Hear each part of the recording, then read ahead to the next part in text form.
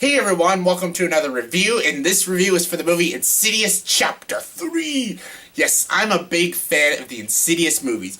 I love the Insidious movies. I love the first Insidious. I even enjoy Insidious Chapter 2. I know a lot of people hate on Insidious Chapter 2, but I like it. First one was good, the second one was good, and I was curious to see if they were going to make a third one. And then when I saw the trailer for the third one, I'm like, ooh, this looks good.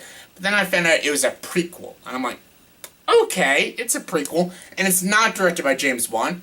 I'll give it a shot. Anyways. The director of this movie is Leigh Whannell, who wrote the first two Insidious movies. She didn't direct them, but she did write the first two Insidious movies, and now she's writing and directing this Chapter 3 one. So you know what? It could be good. So I saw the movie, and honestly, it was good. I really liked Insidious Chapter 3. It's a really good final installment to the Insidious trilogy. God, I hope it's only a trilogy. I hope these aren't like Saw or Paranormal Activity that we get like an Insidious movie every year or every other few years or something. I don't want any more Insidious movies. This is enough. Like the first two was good. This is the prequel. That's it. That's all you need for Insidious. Because honestly, it makes a great trilogy now. It's a good horror movie trilogy. And yeah, Insidious Chapter 3 was a good movie. Nice job. The story of Insidious Chapter 3, I'll actually get into that now. The story of this movie is about a young girl. She's, I guess, like 18 or something, and she wants to contact her mother because she thinks the spirit of her mother is, like, following her, and she wants to contact her. So she goes to see a psychic, basically, and the psychic is Lin Shaye. Yes, Elise Rayner from the previous Insidious movies, and yeah, she goes to see her and help her, like, get in contact with her mother. But then, yes, Elise finds out that this spirit that is following this girl is not her mother, but it is actually a demon. A demon who has, like, this weird breathing tube on its face and goes, and yes, Elise is a little scared that she might get cursed by this demon, and this demon might try to take over her body, but as long as she stays in this world. But when this main girl gets to an accident, her soul gets pretty much banished. Half of her soul is like in the other world, and the other half of her soul is basically in this world. So basically she's between two worlds, and yeah, her father, played by Dermot Mulorney, wants Elise's help to help bring his daughter back. Like, get her out of this world, get this demon away from my child. And yeah, that's basically the story of this movie, and honestly, it's really, really interesting. It's actually very entertaining to watch, and honestly, there was a lot of creepy shit in this movie, and it's not as scary as the first one. Like I said, I'm not scared of any horror movies. I don't find any of these movies really scary, but for other people, the first Insidious movie was really scary, and I can see, because there was a lot of creepy stuff in the first Insidious film. The atmosphere, some of the weird sound effects and sound mixing in the movie was really intense, and also the performances was really good. And good acting can also make a movie scary, just showing how scared people can get.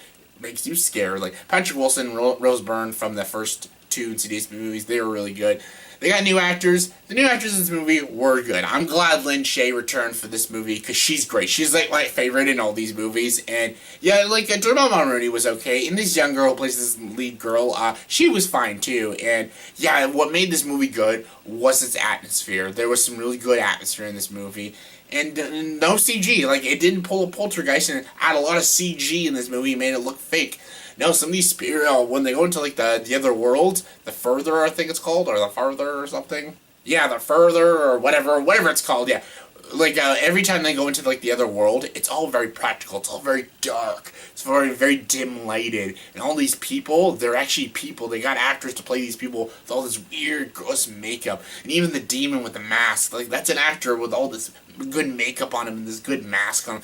It actually is creepy. It actually feels real. When they're going into this other world, you feel like you're going into this world with them, and it's really creepy as shit, just like they did in the previous Insidious movies. And yeah, that's what I really liked about this movie. The atmosphere was really good. The score was really good. And like I said, I love seeing Elise back, and she was awesome. She kicked ass. She's a kick-ass granny. And yeah, I really enjoyed Insidious Chapter 3. It was really, really good. I had fun with it. It was entertaining. The performances, they were fine. They weren't top-notch, but they were fine. Yeah, James Wan didn't direct this movie. And you could kind of tell this is not James Wan's direction, because you could tell when James Wan's directing a movie. Like, this is no, like, Insidious 1 or Conjuring or anything. But it's still good. I really liked Insidious Chapter 3. Leigh Whannell actually did a very good job. She wrote the script really good. She wrote all these Insidious movies, so yeah, she did a good job. Her direction was different, but it still worked for the film. And yeah, I liked it. It's better than the second one. I actually do like the second one, like I said. Some people really hate on Insidious Chapter 2. I don't see why. It's a good movie. This is better than the second one. Not as good as the first, but still better than the second one. And yeah, I had a lot of fun with Insidious Chapter 3. Some creepy scenes. It's got some creepy scenes. You got Elise kicking ass, and it actually has a pretty emotional climax. It's actually pretty upsetting, actually, when you find out about the main character and stuff. And yeah, I won't go into spoilers. And yeah, I was hoping this movie wouldn't end with a cheap jump scare. It did. It kind of annoyed me, but the movie in general was still good. There was a lot of jump scares, which are annoying. I hate jump scares. They're the most annoying scares ever. They're just, hoo, boo, and I can't stand that. It's annoying as shit. And yeah, this movie had quite a bit of it, and it was a little annoying. And there was a few stereotype characters. They were annoying too. And yeah, this movie does have some horror movie cliches, which are very annoying. But luckily, because of the atmosphere, the good score, some of the decent performances, and you got Elise Rayner back, it made up for it, and I had a lot of fun with Insidious Chapter 3. It's a good final installment, hopefully final installment. If there's a part 4, I'm going to be a little annoyed, but this is a good ending to the trilogy, and I had a lot of fun with it. And yeah, I totally recommend this movie. This is a good movie for horror movie fans, and this is a very good movie for Insidious fans. So yeah, check this movie out. Scale 1 to 10, I'll give this movie a 7.7 out of 10. Yeah, I had a lot of fun with this movie. It's a very good movie. Check this out if you're Insidious movie. If you're a fan of Insidious, it's a good movie. Check it out. So in the comment section below, please tell me, what is your favorite Insidious movie? Out of the 3 Insidious films, what is your favorite? Comment below, let me know. I still like the first one the best, but this one came close. But yeah, favorite Insidious movie, comment below, let me know. And as always, if you like this video, please like and subscribe to this channel, and join the dark side.